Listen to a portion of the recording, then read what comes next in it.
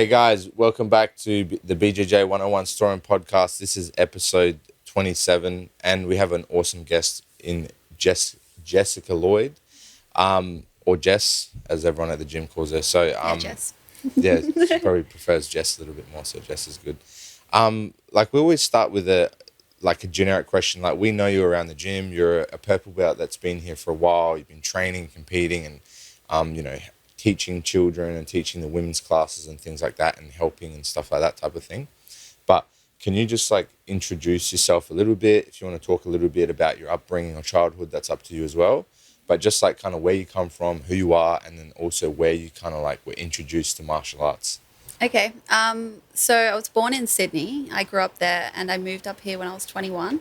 And I first came across BJJ pretty late, actually. My partner and our old roommate introduced me to it when I was 26. Okay. So I actually watched them roll one day, and that's kind of what got me into it. Yeah. So I started training at 27. I think it was 2017. Okay. Yeah. Was that in New South Wales, in Sydney? Or No, that was here. Okay. This is my first gym. All right. Yeah. Okay, here in at Gaha. Yeah, All right, Gaha, okay, wow. first gym. Very Yeah. interesting. Jess, how did you came about to come here as well? What was the process? I think my partner looked up a bunch of gyms and he saw you guys were 5-star, and there was a bunch of really good reviews, and we were pretty close because we were living in he was living in Lutwyche and I was living in Ashgrove. Yeah. So, we were both living in Stafford at the time. Okay. So yeah, this was one of the closest gyms, and had a really good reputation. So, yeah. A lot of people say that, when we talk to people, oh, why'd you pick this gym? Oh, it's the convenient, it's the closest gym or whatever, which helps a lot. Yeah, it helps a lot for sure. Yeah. So it's a really interesting kind of. But it's good to have good reviews. We do have really good positive reviews. Mm-hmm. I haven't seen any bad reviews. Yeah, we always striving to do better. Yeah. But and when you started here, what actually you just saw him training? You said, "Well, I want to try these," or you also feel that somehow you were there was some sort of "Oh, I want to get into a sport or more physical things," or you bored of what's the sport that you were doing back then? Yeah. I was doing weightlifting, and I was actually getting really bored of forcing myself to go to the gym and lifting weights, and I don't know, it was really hard for me to actually force myself to go.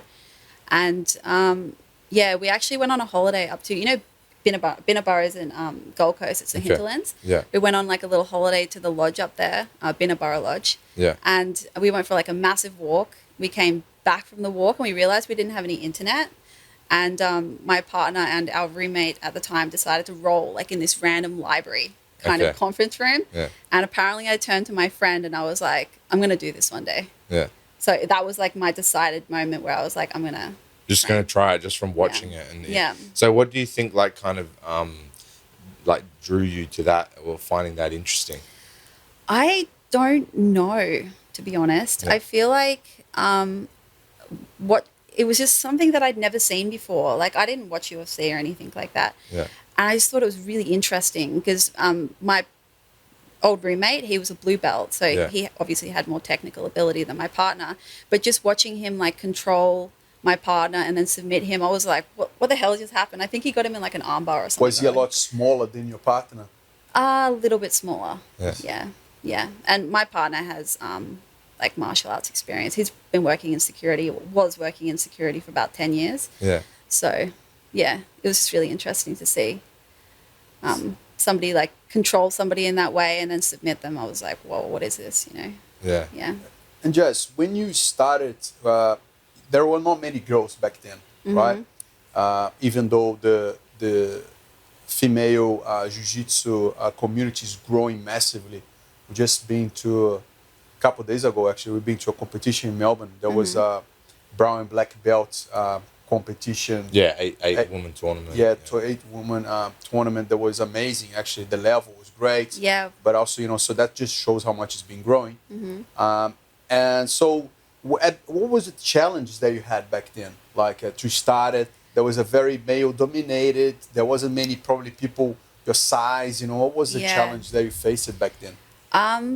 It was actually very intimidating to come to a gym with just males. I think the thing that kind of eased the anxiety was my partner was rolling with me a little bit at home prior to actually coming into the gym. And he built my confidence up. He'd be like, you're really strong and like say all this stuff that kind of built my confidence to the point where I could actually come into the gym and then train. So yeah, that, I mean, is that what you mean? Like in terms of like a challenge? Yeah. Like aside from, you feel intimidated, like in training as well, there was probably bigger guys, you know what I mean? Like you find that also much harder for you than, for example, what we achieve right now. Right now we have like a ladies only class where it's kind of sanctuary.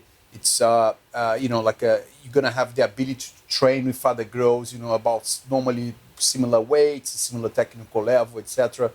What do you think the difference you think? I actually thought it was really fun because all of the guys are really nice and nobody like monstered me. Like, they knew by training here and like talking with you guys and stuff that that's not what you do to somebody that is smaller. You don't just use all of your strength on them. So I actually had a really good experience. Yeah, I thought it was fun. I think that's rolling with bigger people, like testing myself. And if anything, it kind of, being a smaller person was like, I didn't have to put so much pressure on myself. You know what I mean? Like, whereas if I feel like if I was a bigger person, I'd feel like, oh, maybe I have to like win so I didn't really feel like that. Yeah, so much when I started. The way you kind of saw it kind of helped you a little bit with your jiu-jitsu. Yeah, that's interesting. I'm like, like, I think, if I fail, like, whatever, it's fine. I think that does come a lot from, like, something that, like, some gyms do a good job of implementing. Like, Eduardo always had, like, things around the gym saying if you're a white belt, you're not allowed to train with some of the women. If you're a blue and above, then you can train with them, things like that. So we've always, like, kind of, like, encouraged people to be focusing on a particular way of training when they train with people smaller than them or physically less, like, dominating than them and that type of thing. So I think that has a lot to do with, like, the culture of the gym. Because, like, I haven't really witnessed it that much, but I've heard other people talk about, certain MMA gyms or things that are quite rough where there isn't that same duty of care and they don't really care what. I have stories of kids when I went to boarding school and there's like a 16-year-old kid that's going to some MMA gym, training jiu-jitsu and boxing and stuff like that. And people just destroying them and breaking their noses and just beating the shit out of them. So, like, I think it's important, like you said, like you did your homework, you found a gym that had 5 stars and all these good reviews and that type of thing, and that also kind of helps with the kind of like how you're received and that type of thing there. So, but yeah, that's very interesting. Like, a lot of people might use that scenario as more of like an excuse to why they're going to be uncomfortable, but you figured out to kind of like, in a way to frame it in a way that it's like, oh, everyone's awesome and I'm not big, so I'm just going to like do whatever I can. So that's pretty interesting kind of way to look at it as well. Yeah. With I think if I'd gone to an MMA gym, and I actually had been to a couple of MMA gyms in the past and done like a sparring session with no technical training at all, and that experience kind of put me off. I didn't actually go back to those gyms. I did it like once or twice, and I'm like, oh. Is it just because it was like too intense or too extreme or something? It was very intense. Like, I remember I did a sparring session with my partner and a couple of his friends, and I didn't have any Muay Thai experience. I was just like flailing and like just freaking out. I had no idea what was going on. And after that I was like, I don't think I'll do that again. But so it really depends on the gym, and I think having like a jiu-jitsu specific gym, it kind of gives it like a certain type of like feeling and environment and a sense of community that maybe like MMA gyms would have that as well, but it is a little bit different because it feels like it's kind of like split down the middle. You have people doing striking, and then you have people doing wrestling, and then MMA, and then they kind of like create segregations within all the groups and stuff within the gym. And it can be distracting as well. That's something I've noticed because I've been training at a couple of gyms, like MMA gyms, and they'll have music, like really loud music for like the striking class, and then they'll have like the BJJ gym, and I'm like, oh, this is so different to Gaha. Like Gaha is like you're really just focused, and it's like quiet, and everyone's like listening to the technique and instruction or whatever. Very different. It's hard when you got like 4 classes going at once and people hitting pads and trying to listen to a technique for sure. And then the music as well, and then like they have like a regular gym, maybe like weightlifting, and it's just, it feels more chaotic. Absolutely. And that's an interesting point because like people are extremely emotional, and even like like you're saying, just like the music you're listening to, or the intensity in the area, like that changes how you receive information. That changes how you're going to train. That changes all that stuff because it affects you. Like as much as we all think we're, you know, Zen warriors and stuff like that, we're affected by our environment. And if you go to an environment that's generally more intense, you're probably going to exert things in a way that's more intense. Yeah. If the environment's more relaxed and chilled and kind of comfortable, you're probably going to exert yourself or apply yourself in that way. So that's an interesting point. And even the noise as well, everything that comes around with that, you know, like for example, some people struggle to study at home because the phone might ring or, you know, something might happen, but then they go to a library super silent, and then they just be able to study. Like if you have a lot of noise, I remember back in Brazil at one point, they had capoeira really close. It's nearly impossible. Have you seen a capoeira class?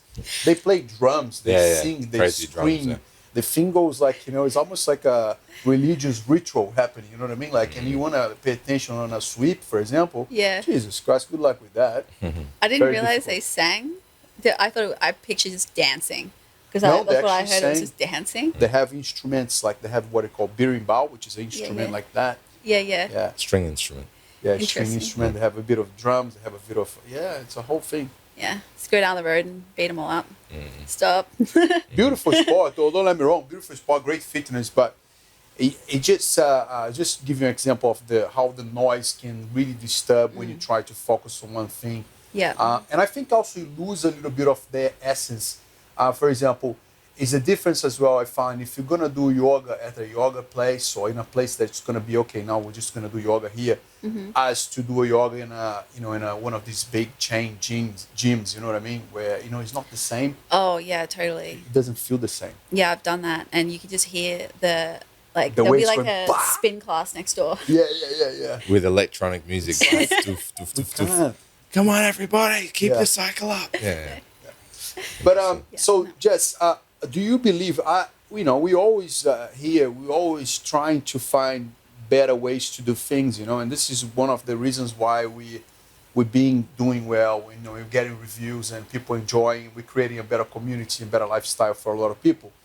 And I think that nowadays with the ladies classes happening, we got and they have these other policies that Anton was mentioning, that, you know, white belts cannot train with girls, and the girls are able to come to any classes as well. So having this formula, do you think this is a very good formula that we achieve? Do you have any other? Do you think we achieve a really amazing formula right now, or do you think there's still something that could be done for the girls? And in saying that, just to finish my question, do you think that the girls, what do you think if a girl want to start in jiu-jitsu as well? What do you think they should do? What is your advice for them? So 2 questions. Yeah, it depends on the girl and, you know, what they want to achieve. So would you suggest her, for example, to come to the ladies only at first? Yeah, again. I would. Again, I think it depends on the girl. I think some girls come into jiu-jitsu with the goal of wanting to be able to roll with men and be able to handle themselves. Protect themselves. Yeah. So the first thing, maybe if they are able to do that, that's the first thing they would want to do, is come in and train with the guys, right? So I've actually noticed, like, there's almost like a migration happening from like the women's class to the men's class, where girls will come and they'll come and train in the women's class, and then, you know, for some of them, when they feel comfortable, they want to go and train with the men. So I feel like I really encourage that they actually go and train with the guys. Yeah. Because, yeah, I mean, I was talking to my partner about this the other day, and I'm like, I really have the men to thank for a lot of my technical ability. A lot of the people that I've trained with have been males. Yeah. So, as well as females. We did have a couple of females in the beginning. But, yeah.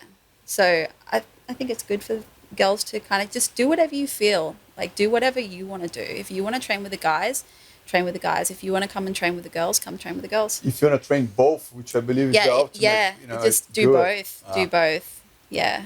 Okay. So it's really up to the individual. Like, I really don't think that they should feel like obliged to come and train at the female class. But like, I kind of see the gym as like not really like divided like females, males. No way. Would like to see it like together. males and females, and the males really do help the females to develop their skills, and they help them to feel comfortable rolling with males. You know? I love I always loved roll with females because they're super technical, you know. And if I just didn't put any strength, you know what I mean, just equalize on the strength, it's amazing training. Yeah. Always had this impression, always had this feeling anyway. Yeah. And learn from them. It's beautiful. It doesn't really count nothing, you know what I mean, in that sense, you know. It's just, you can learn from everyone regardless, eh? Yeah. Just circling back to like Eduardo's question though, what do you think, like for any ladies that are, or girls or ladies that are struggling to actually just like take that step to come in and commit to training because it might be threatening or daunting or whatever, is there anything that you can kind of like help them walk through that kind of like thinking or whatever? I think that if you're waiting for the perfect moment or like to feel comfortable, that time might not ever come. Yeah. You have to, if you're feeling nervous about training, you have to feel the nervousness and do it anyway. Just start. Like, just, even if you're only training, you know, if it's too much for you, even if you can only train like once a week, consistency is different for everyone. Yeah. You know, consistency for some people is once every 2 weeks, once a week, once a month, whatever.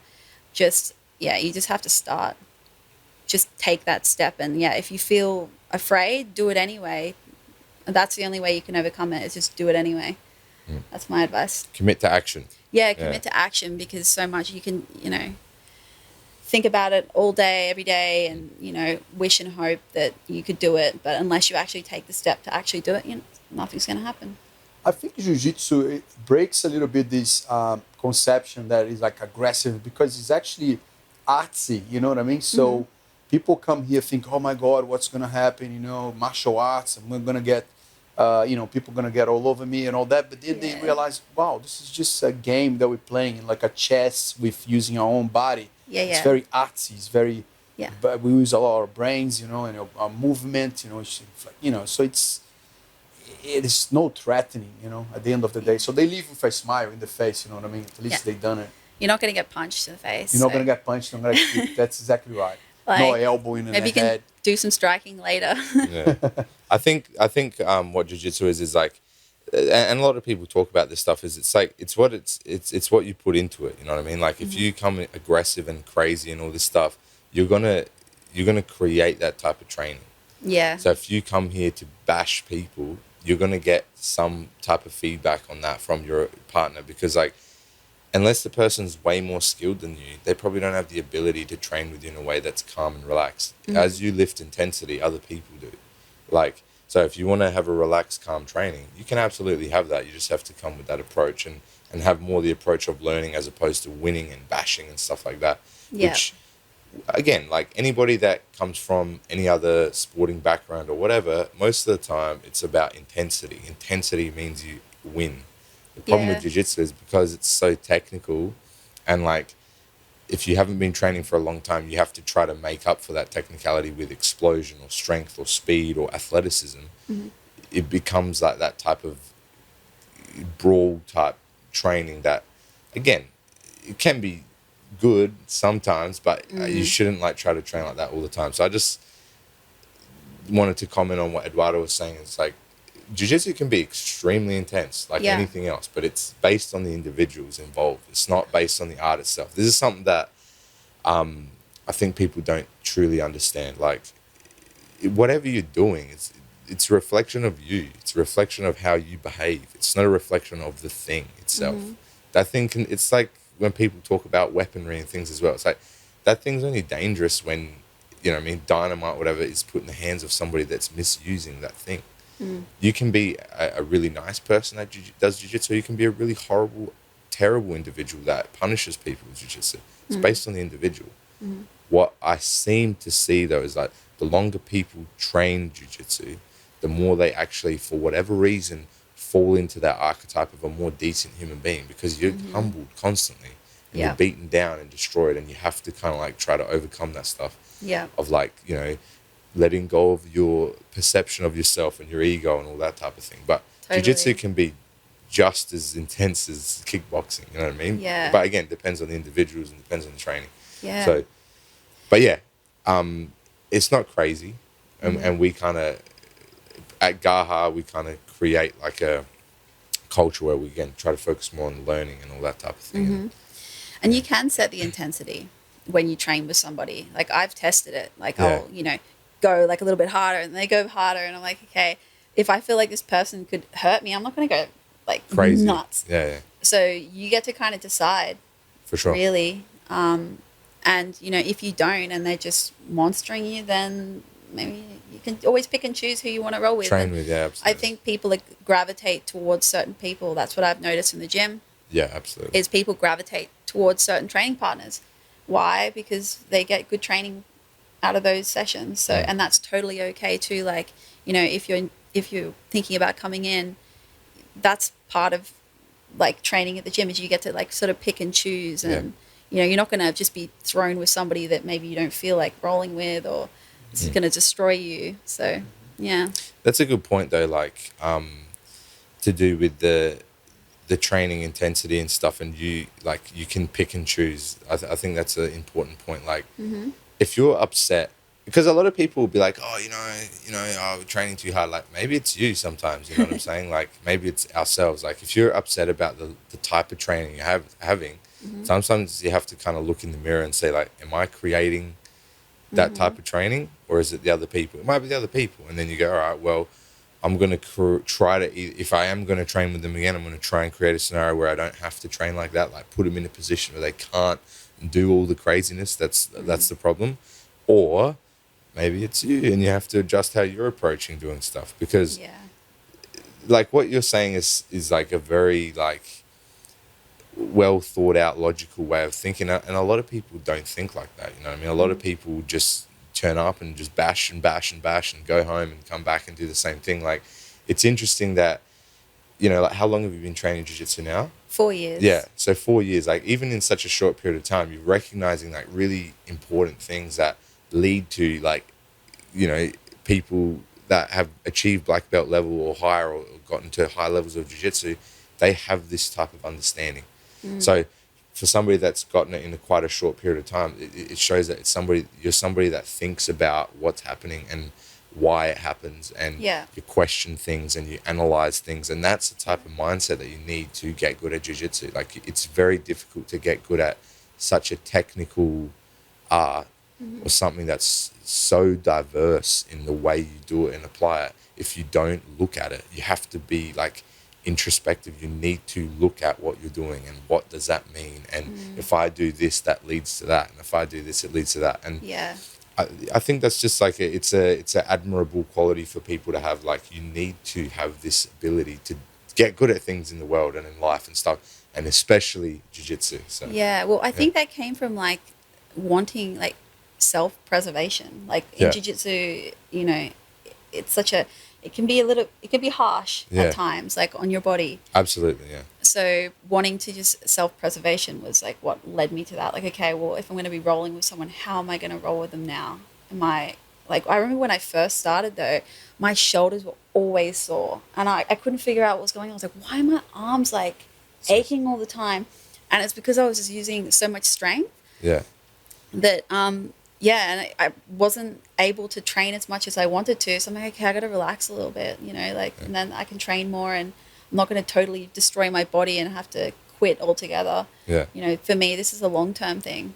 So I had to think about like, what do I need to do? And then other people came into that too, because, you can't do jiu-jitsu unless you have a training partner. Absolutely. Yeah. So I think this is very important. Like what you just mentioned, it's a long-term thing, Yeah. I think a lot of people, they want to be everything so quick and they want to get so good so quick, and they get so disappointed, you know what I mean? Because jiu-jitsu has so many variants, and you have to study a lot, and you have to like see other ways to do things and research and try to get more knowledge.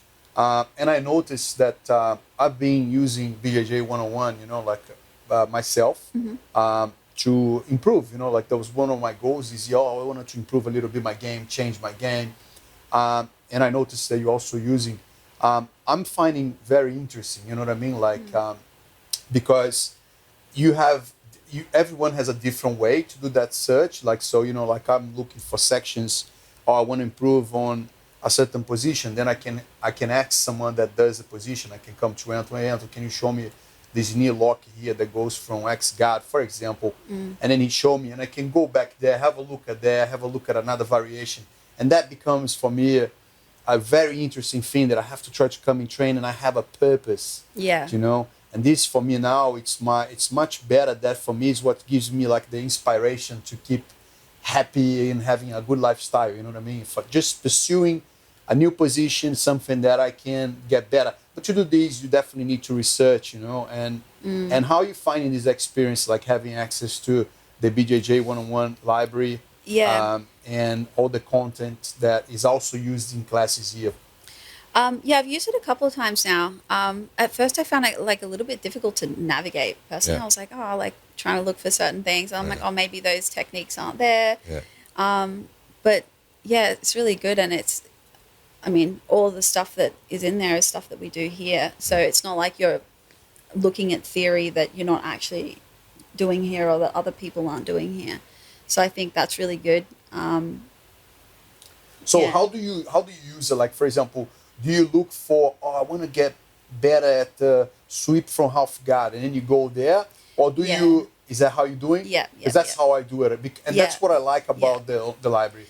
Because it's divided in sections, and that it's how I operated in my jiu-jitsu. When I want to get better, I look at what are my weaknesses at that time, or what I want to develop even further. Or positions in training I'm getting all the time, but I don't know another position, and that's what I'll go for. Yeah. And like for me, I've been using it for jogging my memory for things that we've done like ages ago, you know, and like you just like you'll remember, like I'll personally remember like a few things, and then it won't work, and I'm like, okay, it's not that the technique isn't correct, it's that I'm missing something really important. So I'll like then watch, you know, a little bit of the video. I'm like, okay, that's the thing that I was missing. So I'm using it for that. That's amazing. That's amazing. Yeah. We just have enough gigabytes, we can't keep everything else in our software here. Sometimes disappear a little bit, we have to check. Absolutely. I think that's a common thing that happens as like people go through jiu-jitsu. They'll have some techniques that they like master or get to a good level with as a white belt, and then it changes a little bit as a blue belt, and as they keep going, and like some of it gets recycled, some of it gets forgotten, some of it gets like, now I'm good in this area, and it's a lot of it's there too, but like it's in the subconscious mind, it's not in like the front of your brain, and it's an interesting thing. Like even people that are training all day every day, like I forget positions all the time, and I'll go through some of the videos to put them up somewhere or do something. I'm like, oh wow, I can't remember. I just remember all this stuff. It's interesting, like even like when you write them, when you start write, like I write positions in lists and things like that, and order them and things like that sometimes. And once you start writing, you start like coming up with more memories of more positions and more positions and more positions, and it just starts like expanding and expanding and expanding. It's really interesting as like an exercise of memory and stuff like that, to like write things down and see how much you actually know. And I try this like with a lot of people. Like I'm like, all right, I'm in the half guard and I'm having a hard time. Okay, well, what techniques do you know from the half guard? No, okay, like list the techniques that you know. I know the Kimura from the half guard. Okay, great, that's one. What else do you know from there? I know the... Wait a sec. And then they're like... and then they realize like they only know... How many seconds do you want? A minute? And then they realize like, okay, I only know actually one or two techniques from that position. So like once you do like these exercises, you start to actually really recognize how much do you actually remember. And this is very interesting because like it's easy to come here in the classes, and for the 3 or 6 week block or whatever that we're doing, we can, remember it then, and then we move on to something else, and you take 2 weeks off and you come back. But there's no memory of that stuff now anymore. So you didn't do it for a period of time that was long enough for you to remember. So it's very, very interesting for people to do these exercises sometimes. And I found the life now is busier for everyone, for kids, for adults, teenagers, than what it used to be 10 years ago. And there was a bit less like positions, So now you have more positions in jiu-jitsu and less and more things in your mind all the time, you know what I mean? So there's more need for that, Less things we'll remember right now, Every now and then I'll, like the other day, every now and then I'll have a rolling session, and a technique will come back to me that literally I practiced like once, like 3 years ago. Yeah. And I find that really amazing that like it just pops into my brain At the every now right and then. time. Yeah, at the right time. I'm like, man, I totally forgot about that. Yeah, yeah. I remember one day I had a guy that came and trained with me. You know, a good friend of mine trained with me, and he done this position over and over and over with me. And then I could never figure out what he did. I normally ask people, but this one I didn't ask. And then one day I was swimming. 5 years later, and then the position came and I got out of the swimming pool, went home, and I like, man, so that's what you do from there? It's like, he's like, yeah, I do from there, exactly. I was like, wow, you know, it just comes out of the blue as well. Creativity processes coming, you know, like and go. It's all stored in the subconscious mind. Yeah. It's like everything is stored, and then, you know. Yeah, it comes out later on in weird ways and stuff. It's interesting for sure. Like, everybody's got like that story of like driving home after training all upset or annoyed or whatever, and then like, oh, should have done that, damn. And then you have to go to the next class, or in the shower after class or whatever, and you're like thinking about all the positions and all the reactions and everything, like, oh, damn, should have done that, whatever. Like, everyone has that kind of story. Well, everyone should have that story anyway. If you're thinking about it and you want to improve, Very good, you should have that story. So, totally. but yeah, most of the people that we've interviewed and talked about, they all have that same, like, you know, experience. Like, oh, you're driving home, it's quiet, you're not even listening to music, pissed off, annoyed or whatever, or just like destroyed or, you know what I mean? Like demoralized. And you're like, oh my God. Yeah. Oh, wait. Oh, could have done that. That would have been better. Yeah. I think it's definitely everyone. Like, even some of the girls have told me that. And, like, they're brand new and they're telling me they're driving home, like, thinking about the techniques and stuff. So, yeah.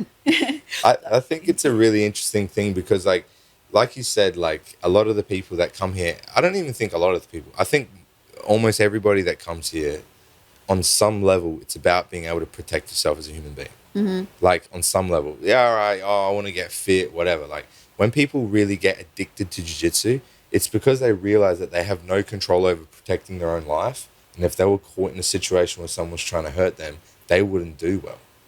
And when you finally realize that, you go, holy shit, I need to do some work so that I can look after myself. And it does come from like a situation of survival. Like that's how we exist.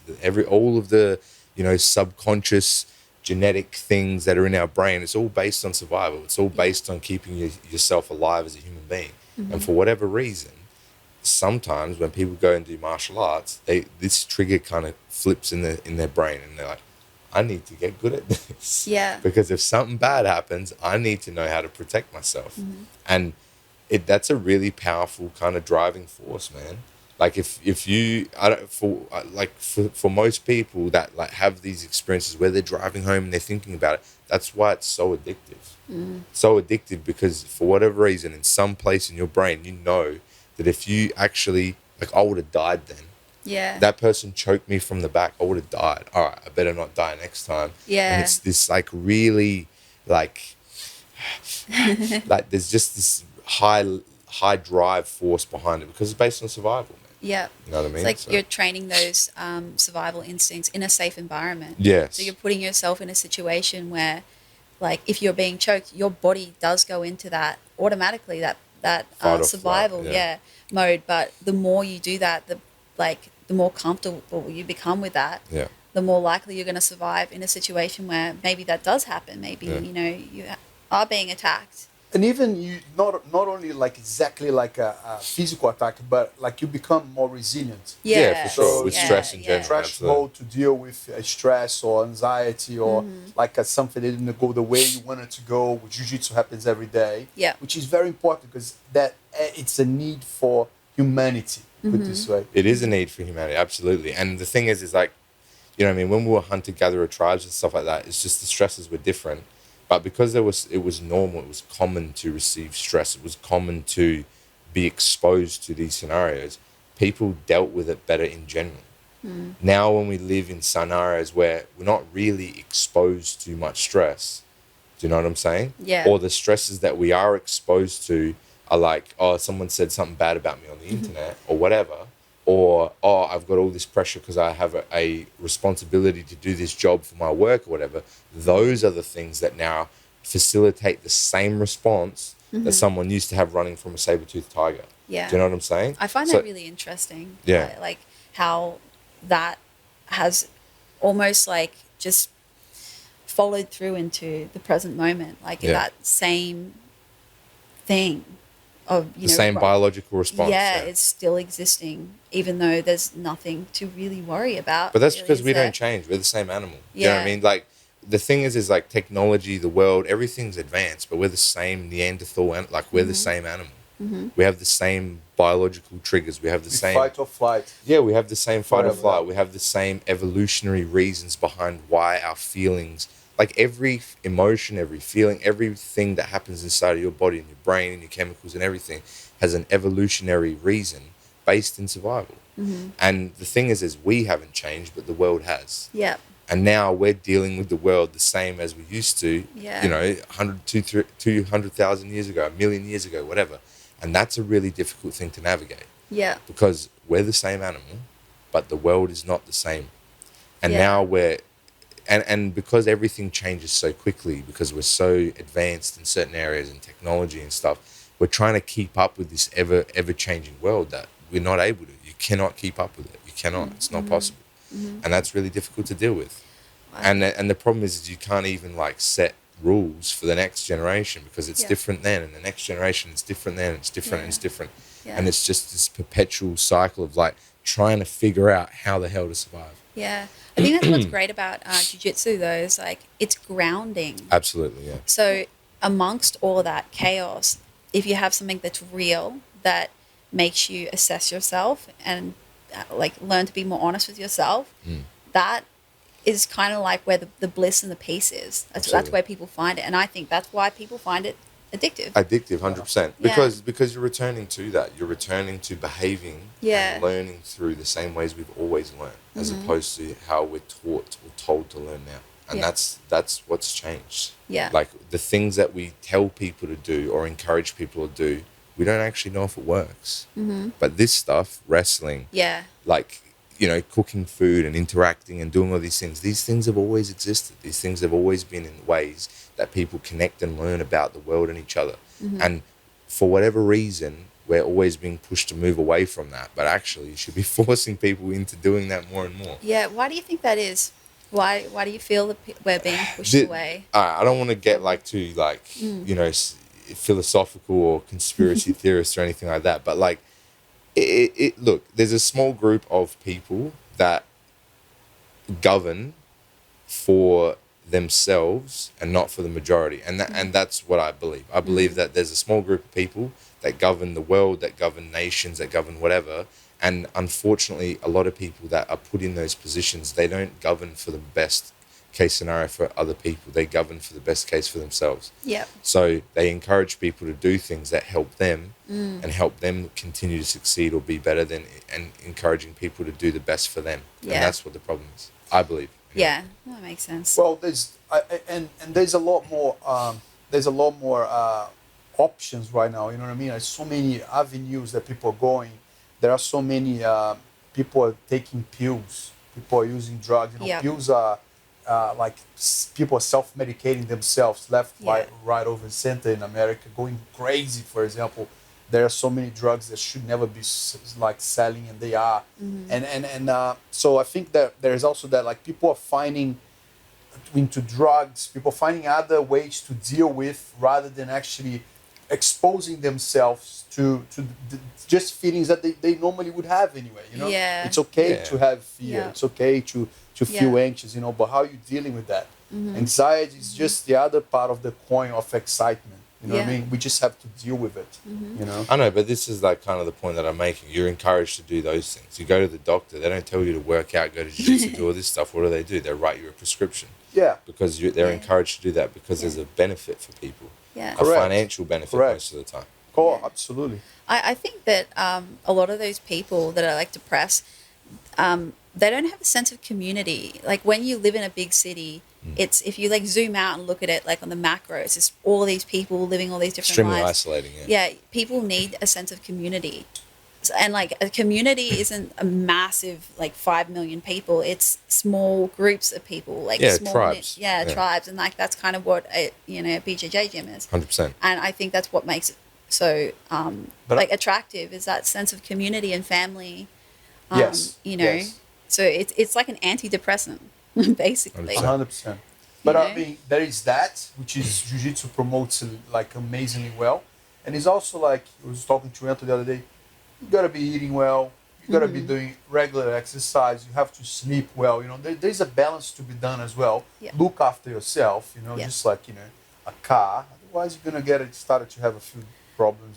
That's true, because you could still train, smoke, drink, Yeah, and eat feel like terrible. crap, Yeah. and then And train and be like, I do jiu-jitsu, Feel terrible. Exactly. Yeah, like now But- there's some really simple things that people overlook, like they don't sleep 7+ hours a day. Yeah. They don't eat healthy. They don't exercise 30+ minutes a day, pretty much, or 5 times a week, or whatever. Even if it was only 4 or 5 times a week for half an hour, like Yeah. these most basic level things, a lot of people overlook.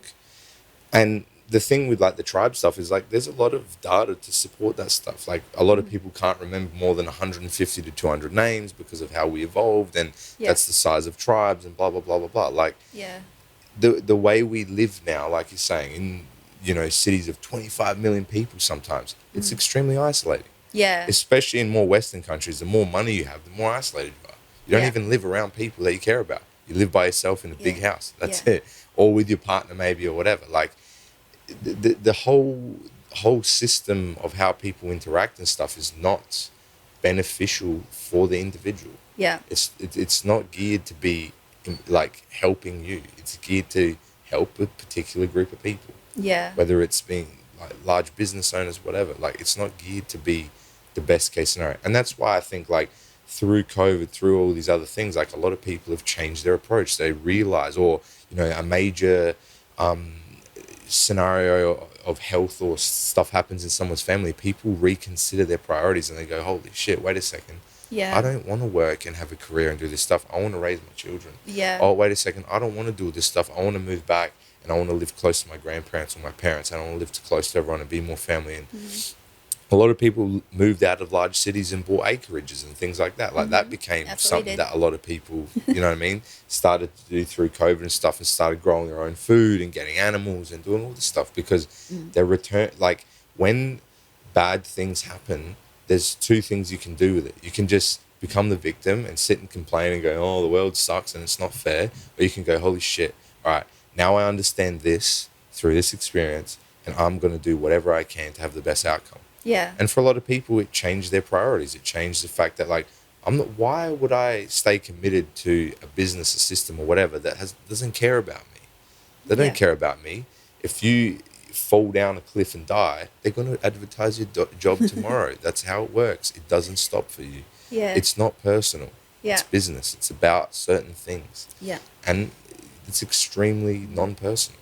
A lot of people realize too that they could do, like I know some people that worked in offices and they noticed that they could do all the work that they did in Yeah. 8 hours, in 3 hours, and then spend time with their kids. And then they would like have to look at their kids' homework and they're like, what are you learning here? Like, so Yeah. now they're more involved in their kids' learning. And I think that's really important, Yeah, for sure. For like parents to be around their children as much as possible. And if they're working all the time, they're not You going to can't really do that, be there to raise them, are they? No.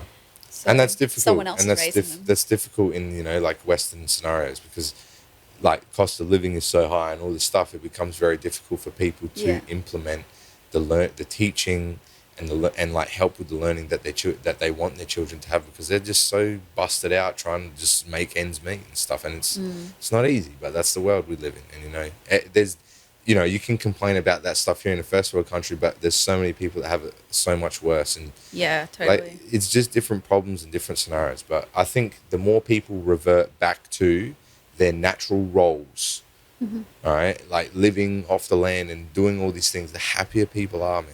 You don't go to third world countries and everyone's depressed and 1 in every 4 people is on antidepressant medication. They're not. They don't have the luxury of that. Yeah. And go to Africa and they have nothing. You know what I mean? They got no shoes and they got 1 pair of shorts and they're all partying and dancing and doing all this stuff and they're all having a great time because they're around people, they're around their tribe, they're around all this stuff.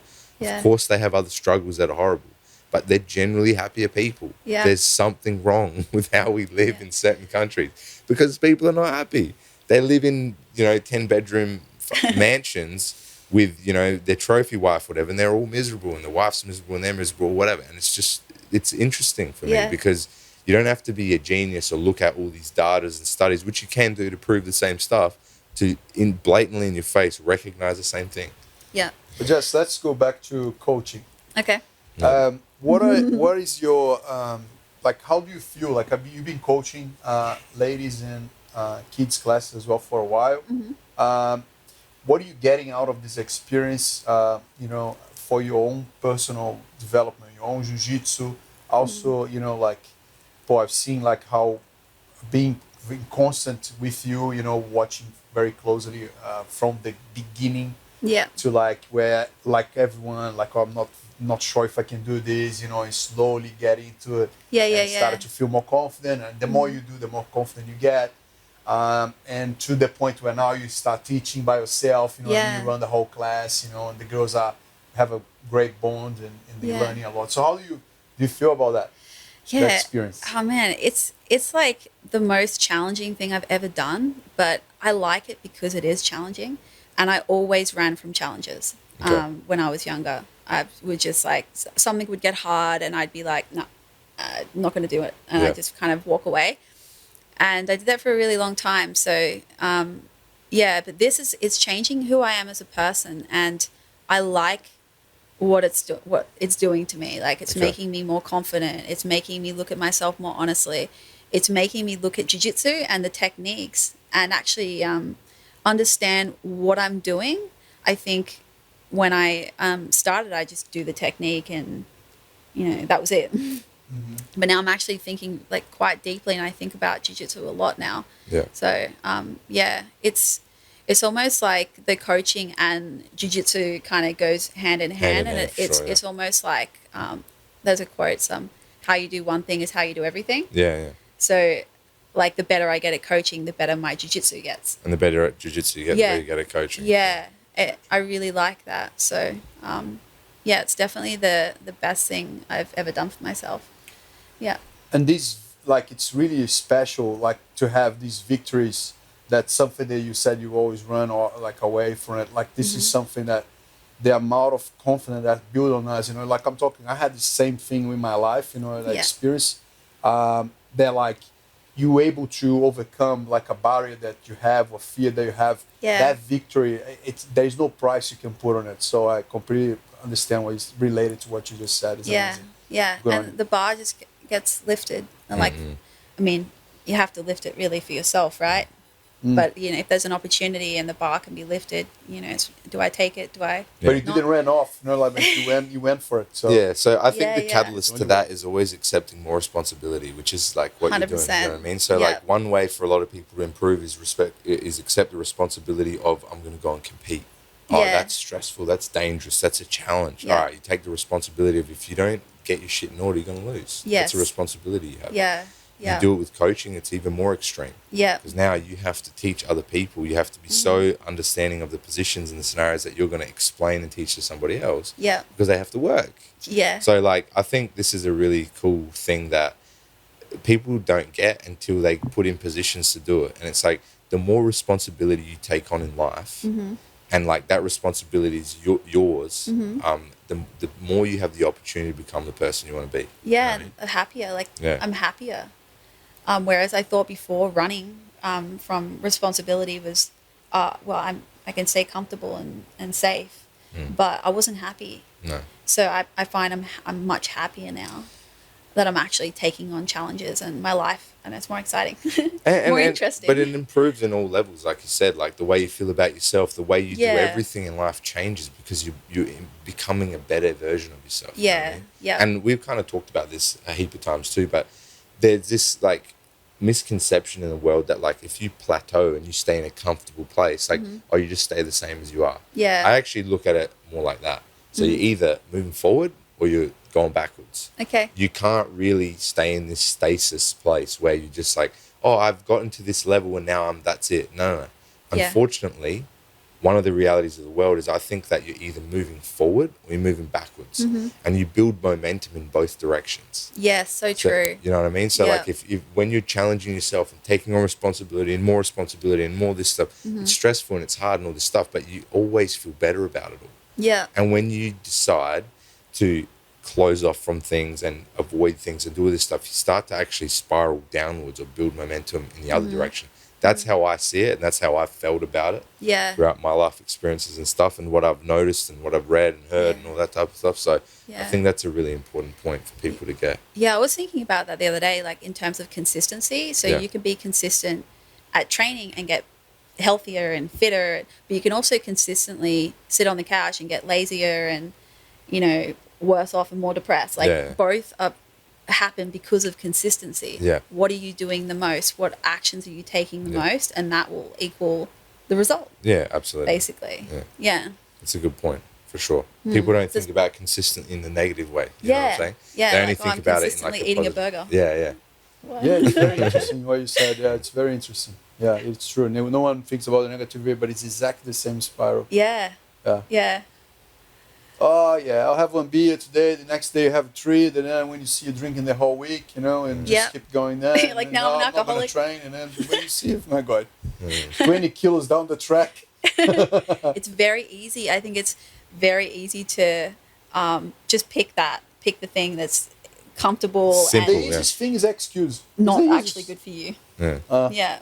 Well, comfort's is nice, warm and fuzzy feeling. But the thing is it's like not always the things that feel the best are actually good for you. You know, I'm going to make you happier. Yeah, that's the problem. That's They the won't going to problem. make you happier. And actually, I think it's like the 80-20 rule all the time. Like your life should be 80% struggle and 20% indulgence and fun and joy. And it's like if you do it the other way, like if you 80% of the time enjoy things all the time and everything's joy and enjoyment, nothing means anything. What's the point of anything? Like everything's great. Like the things that felt great don't feel good anymore because you just indulge in them all the time. Yeah. Your life's not supposed to be easy. Yeah. That's not how we evolved as a species. Life was never easy. We were struggling for survival all the time. And now that life is easy, if you don't create those struggles by doing jiu-jitsu, by taking on responsibility, by working out, by going to bed and sleeping 7 hours and getting up early and doing all this stuff, whatever, you feel pretty worthless. Like you don't have a purpose for existing. You know what I mean? So Yeah, the responsibility thing, that's massive. Like taking responsibility for everything in your, like yourself, like how you feel and, you know, not being a victim. Yeah. I think, I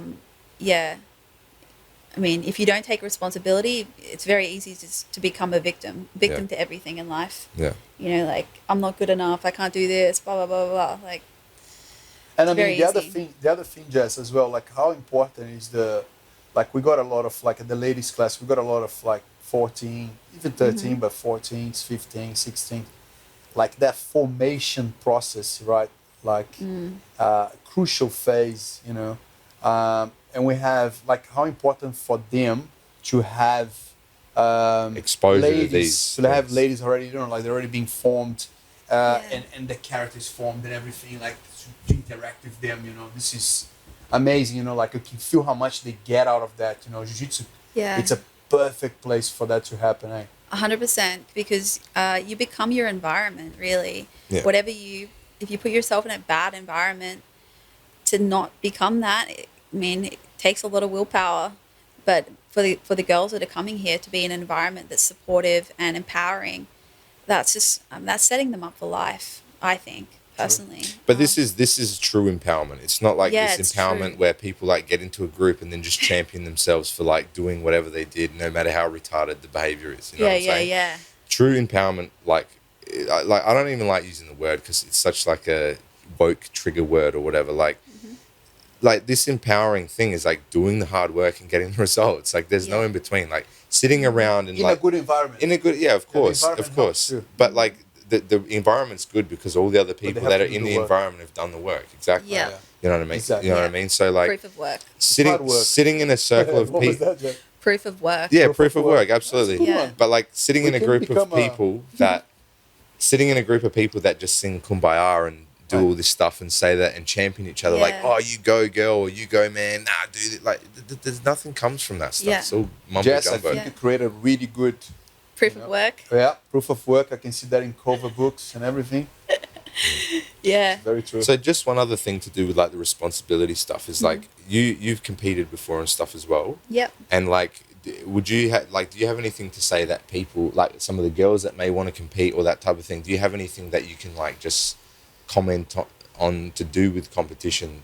Like some people are not sure if they should compete, or they, how should I approach it? Like, do you have anything that you can mention on that? I feel like when I first competed, I learnt what 100% was. Okay. Like actually, like You're going for real. Yeah. Yeah, because sometimes I wasn't sure in the gym. Like I'd be training with someone, I'm like it feels like they're going 100%, but maybe they're not. Yeah. You know, but I learned what 100% was when I actually went and competed. Yeah. So that was a massive like kind of eye opener for me, and I felt like that actually gave me an understanding of like how to like navigate and like what to do with my training. Yeah. From that point, so I think that sets a baseline to some extent. Yeah.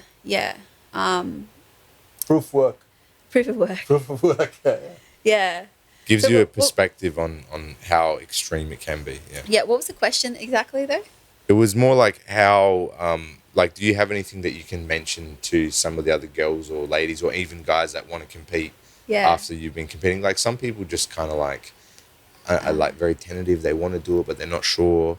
Like, can you just walk through maybe like your thought process when you decided to compete and stuff like that? Okay. Well, when I decided to compete, what I didn't do was I didn't find somebody to do like training with. Yeah. I think you need to have a few people that you can actually work with and bounce ideas off. I was a little bit too like nervous to ask for help.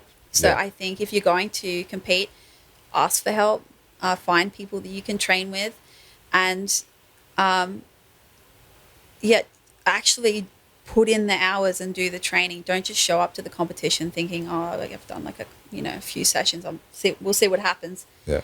I think you've said this before. Like if you have that attitude of we'll see what happens, you're gonna have. We'll see what happens. Result. Yeah. Yeah. So you actually have to set a goal. I heard that so many times. Yeah, I'm just gonna give it a go. I was like, well, yeah, you can do your preparation and then give it a go. You know, better prepare. And don't try to do things that you've just learned. On That's YouTube. very common. That's very common. No. Like, Do you know what the most common? I'm serious. Listen to me. Do you know what the most common thing is for people when they're competing? They're like, oh, I'm going to compete. How do I do a flying triangle? Yeah. Oh, I'm competing this weekend. Cool. How do I do a flying armbar? Always people want to do a flying submission. They want to win in style. Yeah, exactly. Yeah. That's something they never done before. And get enough sleep. Like my first competition, I was so nervous. I had half an hour sleep. Oh, wow. Before. And I think I ended up winning the bout. I had 2 matches, but I think Lucas helped me because he was in the bullpen yelling like neon belly. So I said neon belly and I won the match that way. But this is a very important point. I tell people I had no idea what I was doing. Just to know the rules as well. Yes, like know the rules. You're going to play a game and you're going there to give it a go, but you don't know how to make it to win. Yeah. How crazy is that? Or what to do that you're going to not allow the other person to do, otherwise you're going to lose. Yep. You know? Yep. Yeah, definitely know the rules. And you're probably not going to remember all the rules like the first competition. You're probably going to forget a bunch of things, just like every other thing that you might study. Yeah. But definitely do a little bit of study. There's heaps of people here that do compete, and yourself and Lucas have a lot of knowledge of the competition rules. Yep. Ask for help. Ask questions. That's a big one. Yeah. Everyone's happy to help. You just actually have to ask. Yeah, and I think that's probably the hardest part, though, for a lot of people is they feel kind of like, oh, maybe I'll just do it myself, you know. And another thing is bring a friend or, a coach or something like that. You can go there alone. I've done a couple of competitions alone, but it sucked. Yeah. It was not good. I've competed everywhere alone too. Like it is what it is. Yeah. You know what I mean? Like it's always better to have somebody there supporting you and helping you and stuff like that. But like, it's not always possible. It's not always the way you can do it. But like, it's always going to be, any type of support is going to be good. You know what I mean? So it's good. Yeah, true. Jess, do you have any other hobbies aside from jiu-jitsu? Yeah, some other hobbies. I do like a little bit of drawing, but I feel like jiu-jitsu kind of takes up. Yeah. You know what I mean? Most people that get addicted to jiu-jitsu, they don't do anything. Yeah. They just do Do you jiu-jitsu. like reading? A little bit. Only, certain books. I found like as I got older, because when I was younger, in school they give you a book to read, Yeah. right? And I felt like that made me not enjoy reading because I'm like, I have to read this book. Forced to do it. Yeah. But if I really want to read something, then I really enjoy reading. Sure. Yeah. So art, that, and now mowing lawns. Okay. Yeah. Got lots of lawn now, huh? Well, yeah, our landlord, when we moved in, she would mow the lawns, and I'd look at her and I'd be like, how is she out there for like 6 hours? Like, this looks so boring. But then I started mowing lawns. I'm like, this is actually really fun. You literally, Therapeutic. yeah, go into like a different It's world. really amazing. I love gardening. I start Funny. loving gardening. And it has the same effect on me. Like, Yeah, you just Getting feel like outside. getting into the zone, and after you're so tired as well.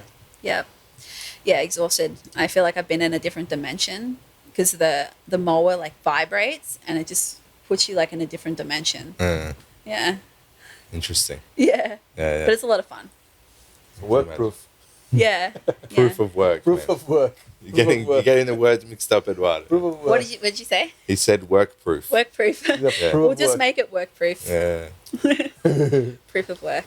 Yeah, but that's very interesting. Like all of the things you mentioned about competition and stuff are really important for people. Like absolutely, if you're planning on competing, make sure you come and ask. Definitely go and learn the rules. And like Eduardo said, at least the basics. Learn how you're going to get disqualified, how you can score some points, stuff like that.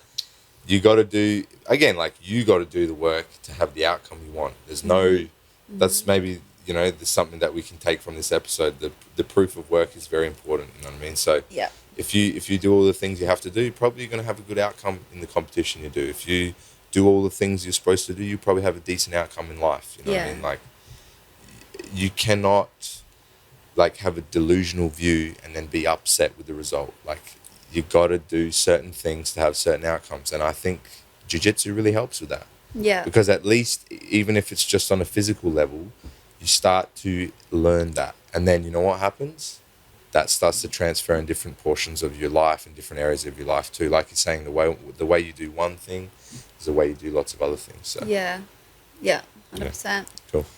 Well, Jess, anything else? Final considerations, I think. And No. what do you want to say about something else? No.